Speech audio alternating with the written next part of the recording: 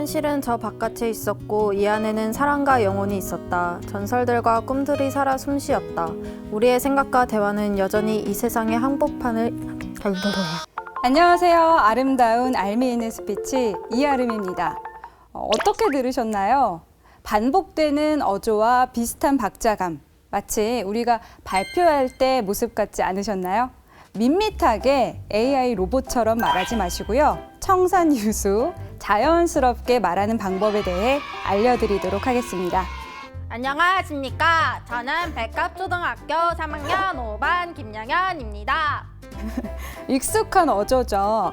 나는 안 그럴 것 같다 하고 생각하시는 분들, 바로 이 초등학생이 성장해서 똑같은 말투로 발표를 하게 됩니다. 그러면 어떤 말투를 해야 도대체 자연스럽게 말할 수가 있어요? 우리나라 말에는 고저장단이라는 게 있습니다. 말 그대로 말의 높고 낮음과 길고 짧음이 있다는 거죠. 이 말인즉슨 말을 표현할 때는 톤과 속도 두 가지로 표현력을 입힐 수 있다는 겁니다. 아까 자기소개에서 가장 중요한 부분은 어느 부분이죠? 아무래도 제 이름이 나오는 부분이 아닐까요? 맞습니다. 그런데 잘 들어보면 안녕하십니까의 까와 저는의 는을 강조하고 있죠. 길이도 가장 길고요. 음도 제일 높은 음입니다. 다 뒤에 오는 어미나 조사를 강조하고 있습니다. 사실 높은 음에 우리는 더 집중하게 되죠. 반대로 강조를 잘못하고 있었던 거죠. 그러면 어떻게 해야 다시 강조를 할 수가 있어요? 표현하고자 하는 어휘를 중심으로 강조법을 쓰셔야 합니다. 안녕하십니까에서 가장 중요한 건 안녕이잖아요. 그러면 안녕하십니까 하면서 뒤로 내려갈수록 이렇게 폭이 줄어드는 말투를 쓰셔야 되고요. 저는에서는 저를 강조하셔야 되는 거죠. 저는 초등학교 3학년 5반 이아름입니다가 돼야 되는데 조사와 어미들이 다 조금씩 빠르게 속도를 내셔야 되는데 반대로 하고 있었던 거죠. 영현 씨가 한번 바꿔서 해볼까요? 어휘 중심의 말하기를 해볼게요. 안녕하십니까. 저는 3학년 5반 김영현입니다. 그렇죠. 너무 잘하셨어요. 그래서 다음으로 표현력을 위해서 중요한 건 속도입니다.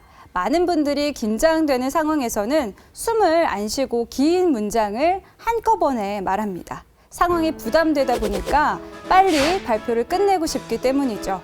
따라서 속도가 계속 빨라지고 일정하다는 문제가 생기는데요. 로봇 같은 딱딱한 말하기는 결국 이 속도에도 문제가 있는 겁니다. 유명 MC나 캐스터, 쇼호스트들의 같은 경우를 생각해 볼게요. 말하는 속도가 어떻죠? 막 되게 빠르게 말했다가 또 어쩔 땐 천천히 말했다가 뭔가 제 마음을 쥐락펴락 하는 느낌이었어요. 맞아요. 목소리에서 표현력이 느껴지죠. 바로 중요한 부분은 천천히 말하고 중요하지 않은 부분들은 빠르게 말하면서 긴장감을 만들어주기 때문인데요.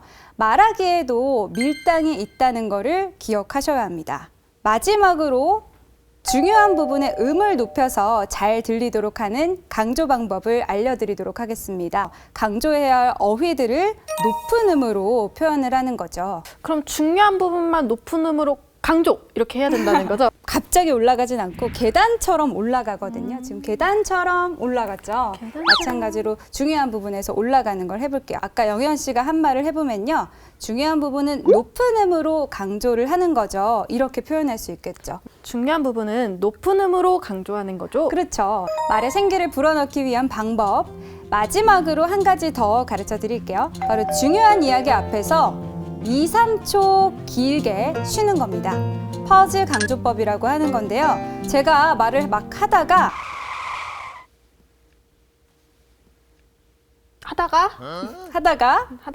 갑자기 말을 안 하게 되면 무슨 말이지 하고 궁금하고 답답하게 되죠. 네. 방금 엄청 답답했어요. 이렇게 다음 내용을 궁금하게 해서 사람들을 더 집중할 수 있도록 하는 강조법입니다.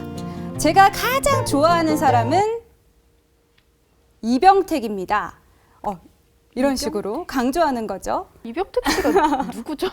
저희 아빠입니다. 이럴 때 중요한 내용 앞에서 사용하는 퍼즈 강조, 영현 씨도 한번 적용을 해볼까요? 제가 가장 좋아하는 건 궁금한가요? 뭘까요? 제가 가장 좋아하는 건 3, 2, 1. 떡볶이입니다. 잘하셨어요. 떡볶이를 잘 강조해서 집중할 수 있도록 했는데요. 퍼즐 강조는 오늘 여기까지 배우도록 하겠습니다. 오늘은 지루하지 않게 청중의 집중도를 높여주는 스피치에 대해 알아봤습니다. 말들의 생기를 불어 넣어준 것 같아요. 뭔가 말들이 이렇게 살아 숨쉬는 느낌? 약간 그런 느낌인 것 같아요. 그렇죠. 발표나 연설이 있을 때 로봇처럼 읽지 마시고요. 청중을 향해 아름답게 말하는 여러분이 되셨으면 좋겠습니다. 오늘의 강의가 여러분의 알매, 보탬이 되길 바라면서 지금까지 아름다운 알미 있는 스피치 이아름이었습니다. 김영현이었습니다.